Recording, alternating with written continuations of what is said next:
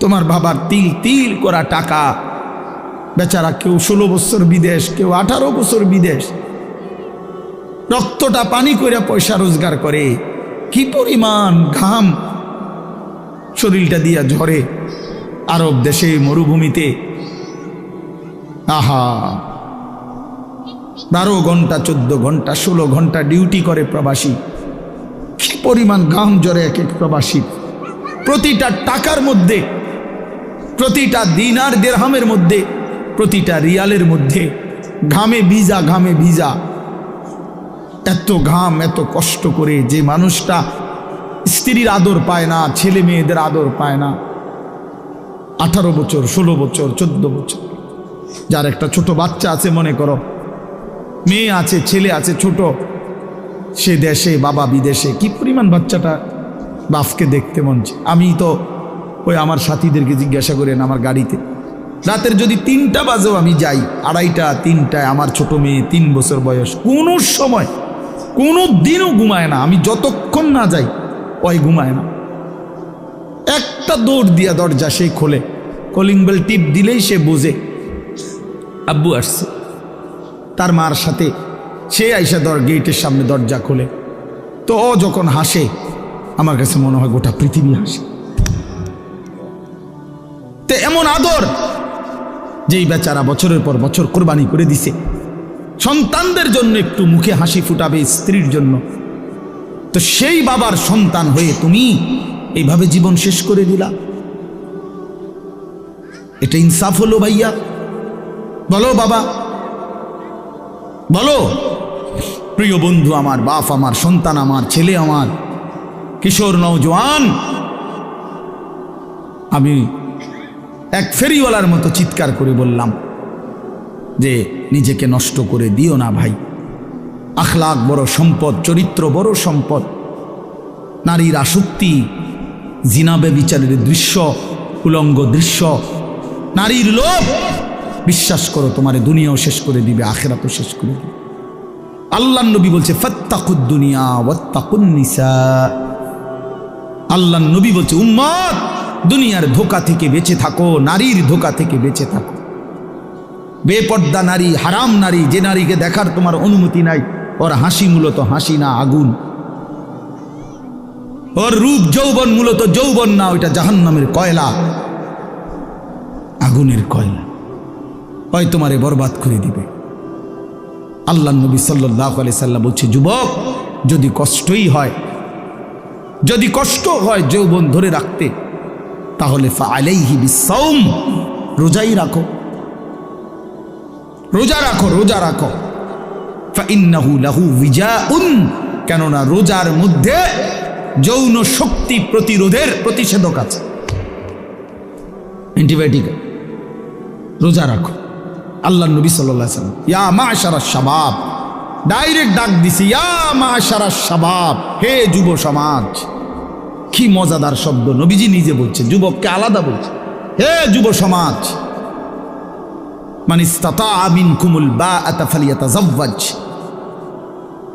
যার বিবাহের সামর্থ্য হয়েছে, 1 নম্বরের আর্থিক সামর্থ্য, 2 নম্বর শারীরিক সামর্থ্য, তো তুমি বিবাহ করো। ফাইন্নাহু আগাদ্দু লিল বাসার, বিবাহ তোমার চোখ নিচের দিকে হেফাজত করবে। ওয়া আহসানু লিল ফারজ, লজ্জাস্থানকে পবিত্র রাখবে গুনাহ থেকে। ওমান লাম ইয়াস্তাতি', আর যদি কেউ এই মুহূর্তেই পারতেছো না, পরিবেশ পারিপার্শ্বিকতা সব মিলাইয়া বিবাহের সময় এখনো হয় নাই, কিন্তু নিজের যৌন চাহিদা আছে, নিজের ভিতরের কামনা বাসনা আছে, এটা তো বন্ধ করে দেওয়া যাবে না। এমন কোনো ট্যাবলেট দিয়া বেলে যে তার যেন আর কোনো শারীরিক কোনো যৌন চাহিদাই যেন না থাকে, এমন ইঞ্জেকশন দিয়ে দেন না, তাহলে তো মুশকিল, এটা বিপদ। এটা তো আল্লাহ প্রদত্ত, আল্লাহ প্রদত্ত। অতএব আল্লাহ নবী বলছেন ফাআলাইহি বিসসাওম। তাক ওদিকে তাকায়ও না ভাই, এত মানুষ সবাইরে গুছান সম্ভব না, কিছু পাগল ছাগল ফালতু এগুলো থাকবে, এটা এত তান টোহাইয়া লাভ হতো। যে দূর শুনছে দূর, আমি এত সংখ্যার চিন্তাও করি না, এন মানুষ হয়েছে 10 কোটি, হ্যাঁ আল্লাহ কইল আমি নিলাম না, কথা বুঝছেন না? মানুষ হয়েছে একের 50 লাখ আর কি, সব আমার আলগি দিয়ে মনে করেন 4 রাস্তার মাথা নিয়ে হতায় দিয়ে আইছে, আল্লাহ বলছে আমি আনিস তোমারে নিলাম না, খালি তো লাভ হইল কি? এই জন্য এটা কোনো বিষয় না। তো আল্লাহ নবী বলেন ফাআলাইহি বিসসাওম, তাহলে তুমি রোজা রাখো, ফাইন্নাহু লাহু বিজাউন, এবং এটার মধ্যেই তোমার জন্য প্রতিষেধক রয়েছে। সবর করো, রোজা তোমাকে সবর করতে শিখাবে, রোজা তোমার চরিত্রকে পবিত্র রাখতে শুরু করে শেখাবে। এটা রাসূলুল্লাহ সাল্লাল্লাহু আলাইহি ওয়াসাল্লামের নববী প্রেসক্রিপশন, এটা নবীজির প্রেসক্রিপশন, নবীজির ঔষধ। তো আমার বলার উদ্দেশ্য এই আয়াত আমি এই জন্য পড়ছি যে আলহামদুলিল্লাহ, নিজেকে চরিত্র গঠন, তোমরা যারা কিশোর, নওজোয়ান, যুবক, তোমরা যারা এখনো অবিবাহিত, তোমাদের কাছে বন্ধু অনুরোধ, চরিত্রের হেফাজতের নিয়তে, অভ্যস্ত বানাবার নিয়তে, নিজের আখলাকের পবিত্রতার নিয়তে মাহে রমজান সামনে, মাহে রমজান সামনে, এবারের রমজানে টার্গেট নাও 30 দিনের রোজার মাধ্যমে দিল থেকে আল্লাহর কাছে এইভাবে 30টা দিন হাতে গুনে তুমি আল্লাহর সাথে ওয়াদাবদ্ধ হও যে আল্লাহ 30 দিন আমি রোজা রাখবো, এবং যৌন চাহিদা, লজ্জাস্থানের চাহিদা, অশ্লীলতা, বেহায়াপনা, নর্তকী, নাচ গান, উলঙ্গ ছবি দেখা, নারীকে নিয়ে চিন্তা ভাবনা, মেয়েকে নিয়ে অশ্লীল চিন্তা ভাবনা, অবৈধ কোনো প্রেম সম্পর্ক, হারাম কোনো রিলেশন, এসব ত্যাগ করে বন্ধু 30টা দিন মনোযোগ দিয়া রোজা রাখো, তারাবি পড়ো, ইফতার করো, সাহারি করো, তসবিহ পড়ো, তেলাওয়াত করো, কোনো আলেমে দ্বীনের সাথে উঠা বসা করো, ইমাম সাহেবের সাথে সম্পর্ক করো, ইনশাআল্লাহ দেখবা আল্লাহ চাহে তো 30 দিনের মাথায় আল্লাহ বলেন লাআল্লাকুম তাত্তাকুন, আমি আল্লাহ ওয়াদা দিলাম মোমেন তোকে মুত্তাকি বানিয়ে দেব। কে আমাকে বানাইলেন? কোত্থেকে আসলাম? কেন আসলাম? যিনি আমাকে বানাইলেন সেই মহান মালিক আমার, তিনি কি জন্য বানাইলেন? আমি যা করছি এটাই কি তিনি চাচ্ছেন কিনা? আর তিনি যা চাচ্ছেন আমি তা করছি কিনা? প্রতিনিয়ত যে মানুষগুলো কবরে যায়, মৃত্যুবরণ করে, কেউ নিজের ইচ্ছায় মরে না, মরতে চায়ও না, কিন্তু এক অদৃশ্য মালিক তাদেরকে নিয়ে যাচ্ছেন। কেন নিয়ে যাচ্ছেন? কোথায় নিয়ে যাচ্ছেন? শেষ পর্যন্ত এর পরিণতি কি? আমাদের গন্তব্য কোথায়? মঞ্জিল কোথায়? এই বিষয়গুলো নিয়ে ভাবা, ফিকির করা, এটা অনেক বড় নিয়ামত। আর শুধু দুনিয়া খাইলাম, ঘুমাইলাম, পেশাব পায়খানা করলাম, যৌন চাহিদা পূরণ করলাম, লজ্জাস্থানের চাহিদা পূরণ করলাম, যা মন চাই তাই করলাম, প্রিয় ভাই, এটা কাফের মুশরিকদের স্বভাব। কোরআনুল কারীমে স্পষ্ট আছে, আল্লাহ তাআলা বলেন কাফেরদের কথা হলো মা হিয়া ইল্লা হায়াতুনা দুনিয়া, জীবন বলতে আর কিছুই নয়, শুধুই দুনিয়া, এটাই জীবন। নামুতু ওয়া নাহইয়া, মরছি, বাঁচতেছি, কেউ মরে কেউ বাঁচে, এই জীবন। খাইয়া পয়রা দুনিয়া, ভোগ বিলাসিতার দুনিয়া, চাওয়া পাওয়া, প্রাপ্তি অপ্রাপ্তি, সবটাই দুনিয়া। আল্লাহ তাআলা কোরআনুল কারীমের মধ্যে বলেন এটা কাফেরদের কথা, ওয়াকালু মা হিয়া ইল্লা হায়াতুনা দুনিয়া। তাহলে বেঈমান, নাফরমান, কাফেরের কথা এটা যে জীবন মানে শুধুই দুনিয়া। আর কোরআনুল কারীমে আল্লাহ বলছেন জীবন মানে কোনটা? এটা তো কাফেরে না বলে যে জীবন মানে কি? দুনিয়া। আর আল্লাহ বলেন জীবন মানে কি? ওয়া ইন্নাদ দারাল আখিরাতা লাহিয়াল হায়াওয়ান। কোরআনুল কারীমে আল্লাহ স্পষ্ট বলছেন, বান্দা শোনো, নিশ্চয়ই আখিরাতই হচ্ছে জীবন, লাহিয়াল হায়াওয়ান, আখিরাতই হচ্ছে জীবন। ওয়া মা হাদিহিল হায়াতুদ দুনিয়া ইল্লা লাহবুন ওয়া লাইব। আল্লাহ তাআলা বলেন, এটা একটু নামাইলে ভালো আছে, অপারেটর ভাই এটা একটু নামাই দেন, সামনে এটা একটু উঁচা মনে হইতেছে, দেন, হ্যাঁ ছেড়ে দেন, হইছে। আল্লাহ তাআলা বলেন দুনিয়ার জীবন বান্দা আর কিছুই নয়, ইল্লা লাহবুন ওয়া লাইব, শুধুই তামাশা, শুধুই খেলাধুলা। তাহলে আল্লাহ বলছে দুনিয়া খেলাধুলা, দুনিয়া তামাশা। তাহলে জীবন কোথায়? আখিরাত। জীবন কোথায় বলেন? আর বেঈমানের কথা হলো জীবন কি? খালাস। অতএব ইমানদার এবং বেঈমানের মধ্যে নিজেকে বুঝে নেওয়া উচিত, নিজের পরিচয় নিজেই তালাশ করে নেওয়া উচিত। আসলে আমি ইমানদারদের অন্তর্ভুক্ত না বেঈমানের অন্তর্ভুক্ত?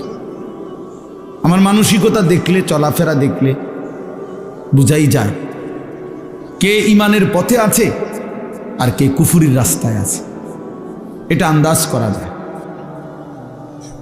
এটা বুঝাই যায়। যার যখন যা মন চায় তাই করা। আমার যা মন চায়, চুল, জামা, শার্ট, প্যান্ট, হাঁটা চলা, কথাবার্তা, রুচি, আচার আচরণ, খাবার দাবার, লেনদেন, আয় রোজগারে কোনো হালাল হারামের পার্থক্য নেই। নিজের মারেও দেখে, পরের বোনকেও দেখে, আপন বোনের দিকেও তাকায়, রাস্তার নারীর দিকেও তাকায়। তার মানে হালাল হারাম বলতে কিছু নেই। ন্যায্য বেচ্চা টাকাও নেয়, সুদের টাকাও নেয়, যা মন চায় তাই। অর্থাৎ হালাল হারাম, জায়েজ না জায়েজের, আল্লাহ রসুলের বিধিবিধানের কোনো পরোয়া যে করে না, মনের ইচ্ছা মতো যে চলে, এর উদাহরণ আল্লাহ কোরআনে দিছে।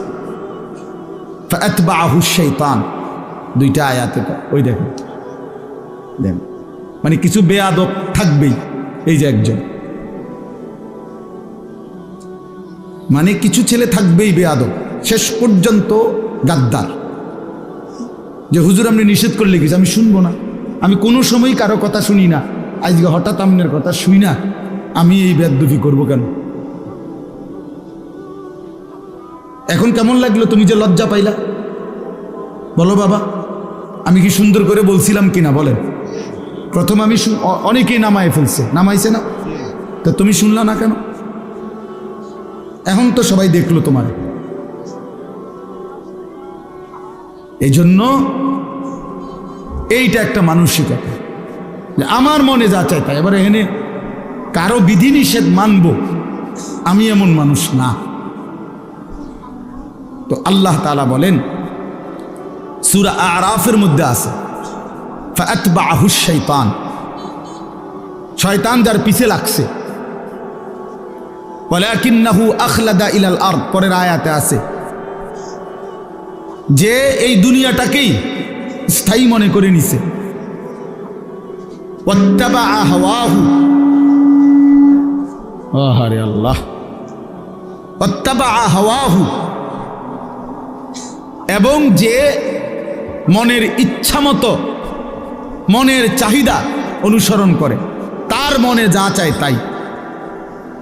তিনটা জিনিস, শয়তান যার পিছে লাগছে, দুনিয়াটাকেই যে স্থায়ী মনে করে নিছে, মনের ইচ্ছা মতো যে চলছে। প্রিয় বাপ, সবাইকে বলি, আমাকেও বলি, আপনাদেরকেও বলি, আল্লাহর কসম কোরআনে বলছি, এখানে সব আলেম হাফেজ আছে, আর হাফেজ তো এনে বসাই, হাফেজ গড়ার কারিগর। তো আল্লাহ তাআলা বলেন, এই আখলাক যাদের, ফামাসালুহু কামাসালিল কালব, কোরআন শরীফের আয়াত। আল্লাহ বলেন এই লোকের উদাহরণ হলো কুত্তার মতো,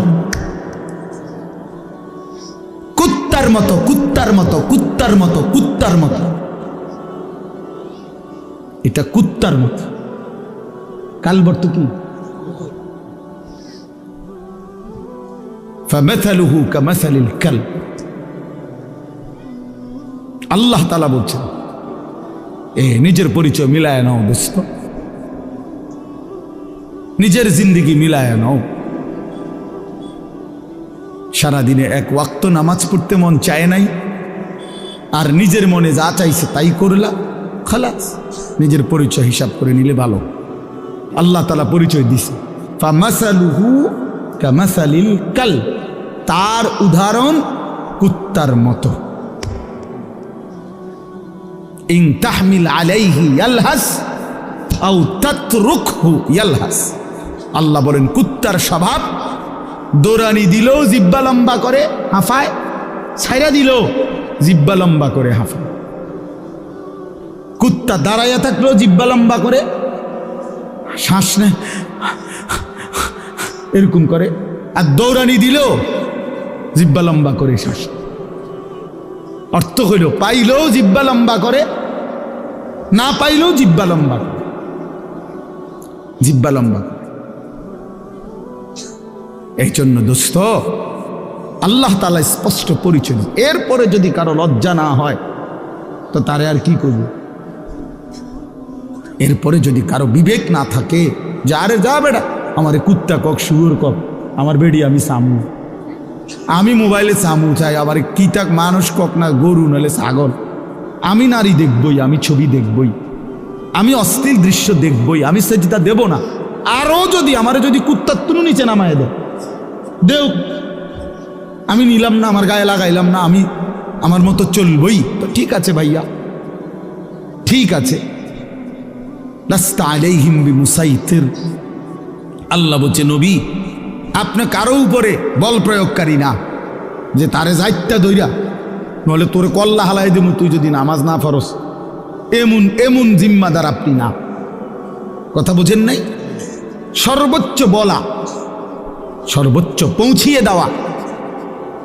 ইন উরিদু ইল্লাল ইসলাহা মাস্তাতাতু, আল্লাহ বলছে নবীরা বলতেন হে আমার জাতি, তোমাদের সংশোধন চাই আমার সাধ্যে যেটুকু আছে এটুকু দিই। মাস্তাতাতু অর্থ হলো আমার সাধ্য মতো, আমি যেদূর পারছি এদূর, আমি যেদূর বলার সুযোগ পাইছি এদূর, যেদূর চেষ্টা করছি বুঝাইতে এদূর, এরপরে আর কিছু করার নাই।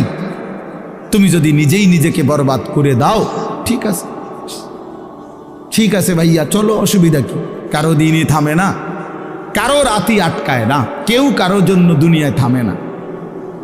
আমার মৃত্যু তোমার লেগে আটকাইবে না, তোমার মৃত্যু আমার জন্য আটকাবে না, কারো জন্য আটকাবে না। প্রত্যেকেই একদিন আপন গন্তব্যে, আপন কবরে ফিরেই যাবে। আর কেউ না মরলেও আমি মরে যাব, আমি না মরলেও তুমি মরে যাবে, মানে কেউ কারো জন্য আটকাবে না। এই জন্য দোস্ত, এটা কোরআন থেকে বললাম।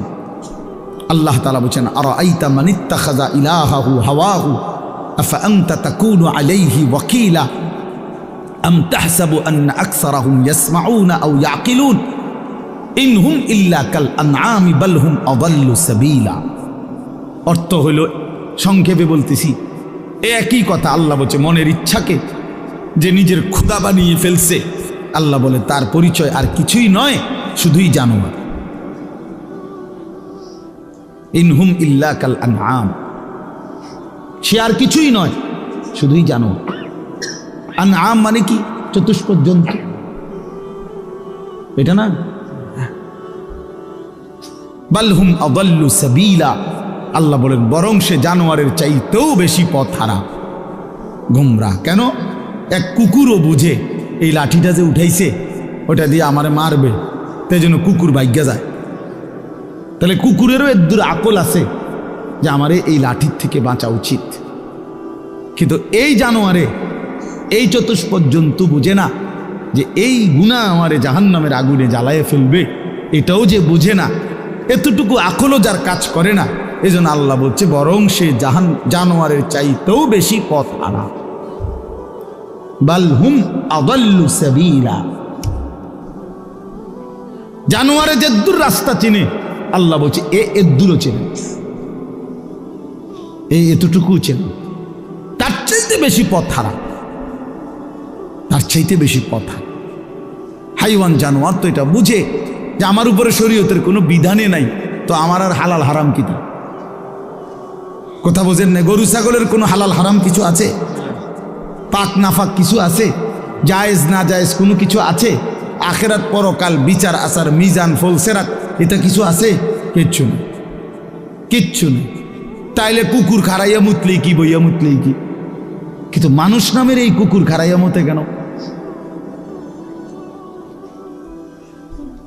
মানুষ নামের এই কুকুর খারাইয়া মতে কেন? অর্থ অসুবিধা নাই, প্রকৃত কুকুর তো খারাইয়া মুতলে, ঠ্যাঙালগি দিলে তার জন্য তো এটা গুনাহ না, কারণ তার তো গুনার কোনো সিস্টেমে নাই। কিন্তু মানুষ নামের এই কুকুর যে খারাইয়া মতে, তার তো গুনাহ হয়। তাহলে বোঝা গেল সে তো ওই চতুষ্পদ জন্তুর থেকেও বেশি কথা। প্রিয় বন্ধু, নিজের উপরে দয়া করো, নিজের উপরে রহম করো। প্রিয় সাথী, নওজোয়ান, নিজের ভালো বুঝো। এই জন্য বললাম আত্মপরিচয়, আত্ম উপলব্ধি অনেক বড় নিয়ামত। নিজেকে বুঝা, নিজেকে চেনা, আত্মসম্মান। মানুষের আত্মসম্মান বড় সম্পদ। অনেক মানুষ আছে পৃথিবীতে আত্মমর্যাদার কারণে প্রয়োজনে না খাইয়া মরে যায়, কিন্তু মাথা নোয়ায় না কারো কাছে। প্রয়োজনে সে মরে যাবে, কিন্তু হাত পাতবে না কারো কাছে। সাহারায় ওরা ধুকে মরে, তবু পড়ে না শেকল পদ্ধতির। এটা আমরা কবি নজরুলের কবিতায় পড়ছিলাম যে কেন আল্লাহ তাআলা নবী সাল্লাল্লাহু আলাইহি সাল্লামের জন্য মক্কার কুরাইশদেরকে অধিকাংশ সাহাবী হিসাবে নির্বাচন করলেন কেন? পৃথিবীতে একমাত্র জাতি ছিল মক্কার কুরাইশরা, যারা প্রয়োজনে সাহারা মরুভূমিতে মরে যাবে দুকে দুকে, কিন্তু কারো গোলামি, কারো সামনে ঘাড় নোয়ানো, কারো পরাধীনতা স্বীকার করা, এইটা তাদের স্বভাবে ছিল না। এই জন্য আরব উপদ্বীপে এই মক্কার জনগোষ্ঠীর উপরে তৎকালীন যুগে দুইটা সুপার পাওয়ার ছিল। একটা ছিল রোম সাম্রাজ্য, একটা ছিল পারস্য সাম্রাজ্য। ওই দুই সাম্রাজ্যের কেহই কোনোদিন একদিনের জন্য আরব এই উপদ্বীপে মক্কাবাসীর উপরে ক্ষমতা, প্রভুত্ব তাদের আয়ত্তায় আনতে পারে না। এটা ঐতিহাসিক কথা। মানে তাগরে ঘাড় নোয়াই তারে না, পারে নাই তাগর লবিকে। হ্যাঁ, অদম্য ছিল, কারোর সামনে মাথা নয়। আমার স্বাধীন, শুধু বকরির দুধ খাইতো, শুধু যাযাবরের জিন্দিগি, কিন্তু মানে সর্বদিকে কম, কিন্তু এর পরেও আত্মসম্মান সাংঘাতিক। এই জন্য আল্লাহ তাআলা বলছেন যে কেন নির্বাচন করলাম, এক অদম্য জাতি আমি বন্ধুর পাশে দিলাম। এমন সাহাবী বেশি দিন আর লাগছে না, 16 থেকে 20 বছরের ব্যবধানে পরবর্তী গোটা পৃথিবীতে কালেমার পতাকা উড়াইয়া দিছে। সারা পৃথিবী, আফ্রিকা পর্যন্ত সারা পৃথিবীতে পতাকা উড়াই দিছে। জেন দিয়ে গেছে এনদের সাফ, কারণ ওই যে চেতনাটা সাংঘাতিক ছিল, আত্মসম্মান সাংঘাতিক, আত্মমর্যাদা। আটলান্টিক মহাসাগরের পারে দাঁড়িয়ে নবীর সাহাবী উকবা ইবনে নাফে বলছে যে হে এলাকাবাসী, তোমরা বলো এই সাগরের ওই পারে আর মানুষ আছেন? তখন জনবাসী, এলাকাবাসী বলছে ওই সাগর তো অথই সাগর, আমাদের পূর্বপুরুষ থেকে কারো জানা মতে এই সাগরের ওই পারে মাটিও নাই, মানুষ তো পরের খবর। এ তো অথই সাগর, এর কোনো কুল কিনারা নাই। হযরত উকবা ইবনে নাফে 22 বছর বয়স্ক সাহাবী, পুরো আফ্রিকা বিজয় করে এই আটলান্টিক মহাসাগরের পারে দাঁড়িয়ে নিজের ঘোড়ার 2 পাও ভিজাইছে, ঘোড়ার পাও পানি, সাগরের পানিতে ভিজাইয়া এরপরে আল্লাহকে বলছে, আল্লাহ তোমার বান্দারা সাক্ষী দিছে সাগরের ওই পারে নাকি কোনো মানুষ নাই, এই জন্য আমি থেমে গেলাম। যদি খোদার কসম মাওলা একজন লোক বলতো ওই পারে একজন মানুষ আছে, আমি আল্লাহর কসম রব এই ঘোড়া নামায় দিতাম, ওই লোকটার কাছেও কালেমার দাওয়াত পৌঁছাইতাম। একজনের জন্য আমি সাগর পাড়ি দিতে রাজি আছি, কিন্তু কেউ তো বলে না আর কোনো লোক নাই, এজন্য থেমে গেলাম। এই ছিল জিন্দিগি বন্ধু। এজন্য বললাম প্রিয় ভাই আমার,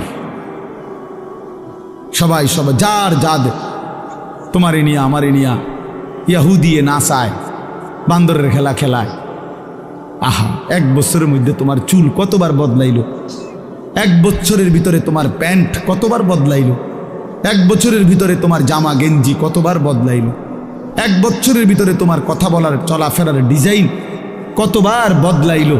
তাইলে তোমারে নিয়া বেইমানে বান্দর খেলা খেলা, বেইমানে ডুগডুগি বাজায়, আর তুমি নাচো।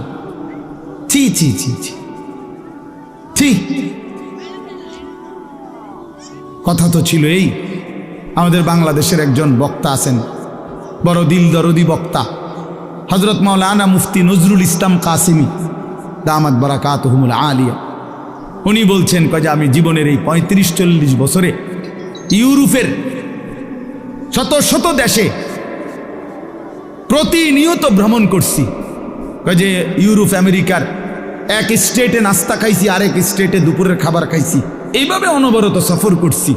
কিন্তু কোনোদিন জীবনের এই লম্বা সময়ে গোটা ইউরোপে আমার এই পাঞ্জাবি টুপি লেবাস একদিনের জন্য বদলাই নাই।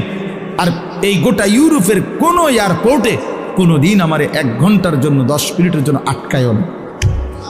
আমার পাসপোর্ট আমার লেবাস বরাবর, আমার পাসপোর্টে লেখা আমার ধর্ম ইসলাম, আমার পোশাকও বলে আমি মুসলমান, খালাস,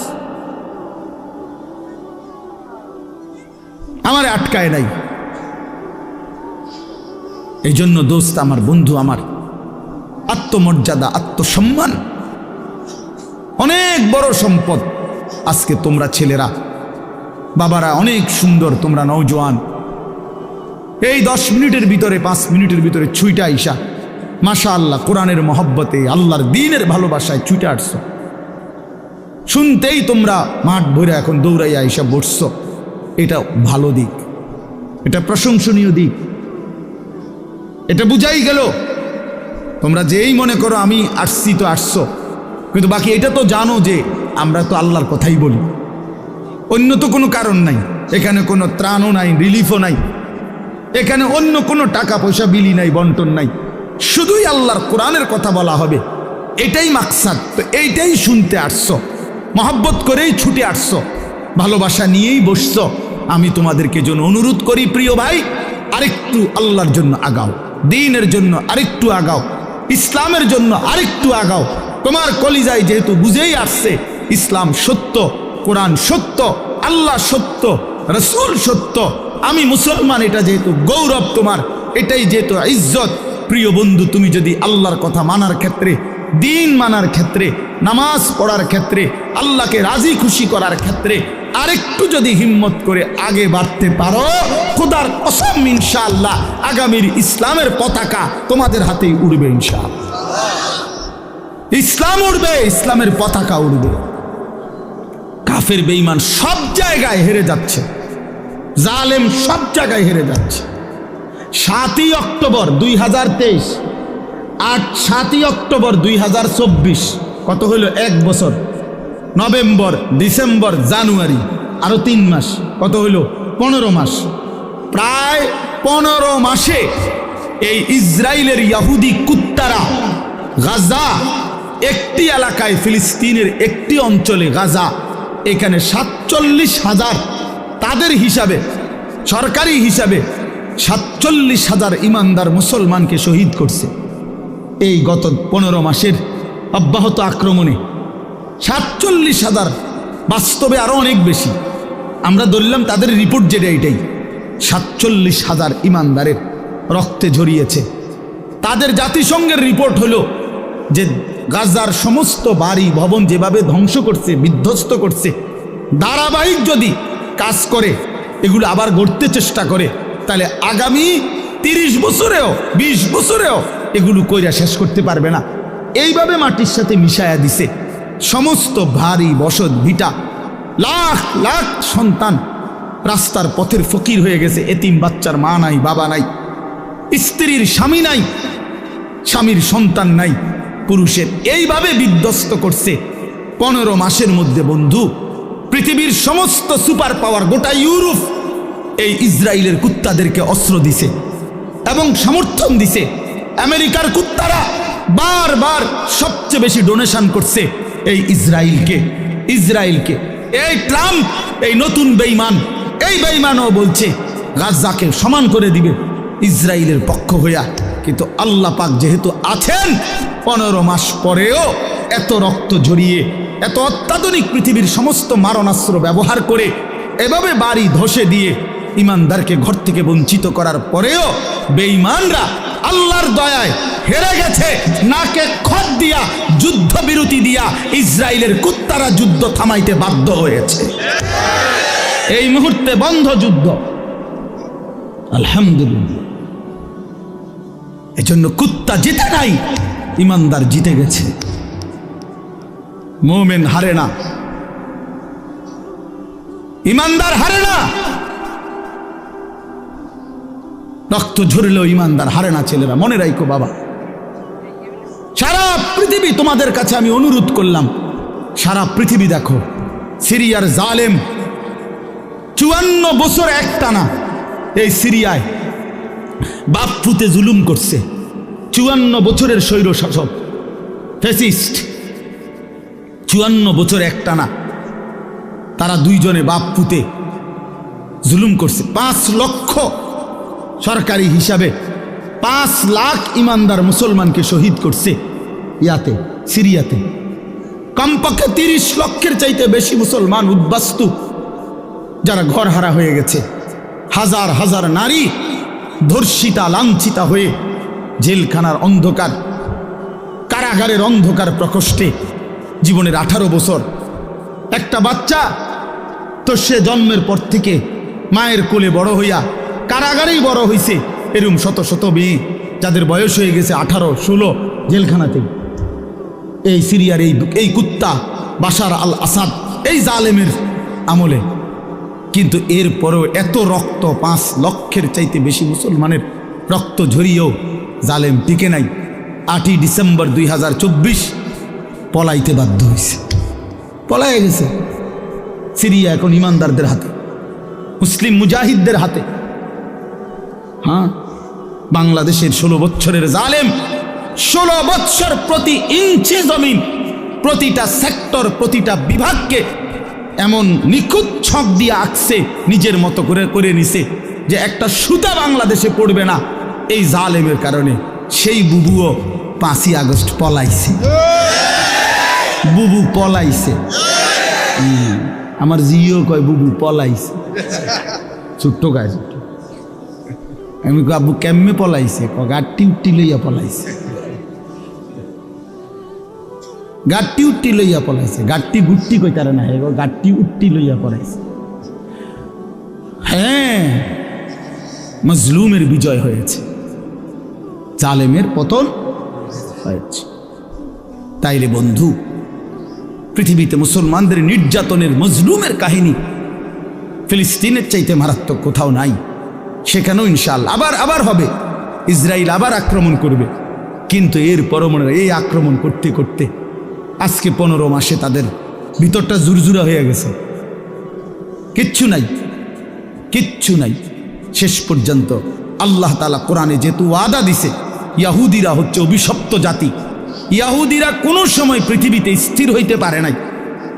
ইয়াহুদি একমাত্র অভিশপ্ত জাতি, যে জাতি কখনো কোথাও সেটেল হইতে পারে নাই। এরা যাযাবর, এরা জীবনভর এগোরে তাড়াইছে সব সময়। এই ইসরায়েল থেকেও এই বেঈমানরা, এই ইয়াহুদি কুত্তারা পরাজিত হয়ে একদিন এখান থেকে সরে যেতে বাধ্য হবে ইনশাআল্লাহ। এজন্য মনে রাখো বন্ধু, সবসময় জিন্দিগি একরকম যায় না।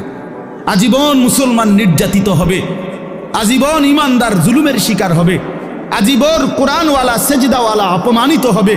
আর সুদখোর, ঘুষখোর, বাটপার, সিটার, জালেম, নাফরমান আর এই তাফালিং করেন না তোমরা আজীবন মাতবরি করবা।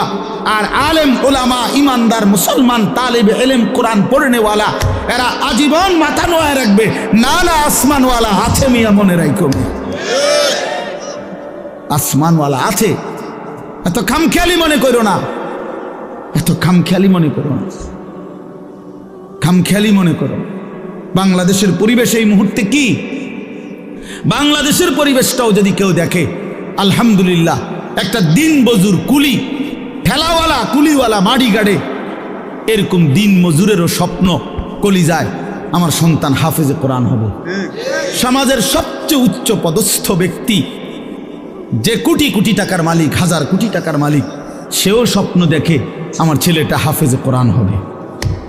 বারবার, একবার না, দুইবার না, সারা পৃথিবীর বুকে বাংলাদেশ যদি আজকের পৃথিবীতে পরীক্ষা জরিপ নেয় যে একটি মাত্র বিষয়ে বাংলাদেশের বারবার ফার্স্ট হয়েছে সারা বিশ্বে, এটা একটাই মাত্র বিষয় যেখানে প্রত্যেকবারে বাংলাদেশ বিশ্ব চ্যাম্পিয়ন, বিশ্বে প্রথম 70 দেশে, 90 দেশে, 110 দেশে, সেটা কোরআনুল কারীমের হাফেজ, হেফজে কোরআনের মাধ্যমে। আমার দেশের হাফেজে কোরআন যাদের মাতৃভাষা আরবি, আহলে লিসান আরব, আরব, সেই আরবের অসংখ্য দেশকে পিছে ফেলে বারবার অনারবি, আরবি যার মাতৃভাষা না এমন সন্তান বাংলাদেশের বারবার কোরআনুল কারীমের হিফজ প্রতিযোগিতায় ফার্স্ট হচ্ছে। সেদিন আল্লামা খালেদ সাইফুল্লাহ আইয়ুবী সাহেব বলতেছিলেন, আমার দেশের তাকরিম, যেই ছেলে বারবার সারা বিশ্বে স্বর্ণ পদক পাইছে, হাফেজ সালেহ আহমদ তাকরিম, উনি বলছেন যে আমার স্বপ্ন যদি কোনোদিন কাবা শরীফের মধ্যে আল্লাহর ঘরে কোনোদিন অনারবি কোনো ইমাম রাখে তো হতে পারে একদিন তাকরিম আগামী দিনে কাবার ইমাম হবে। আর এটা আল্লাহর জন্য অসম্ভব, আল্লাহর জন্য অসম্ভব, এটা সম্ভব।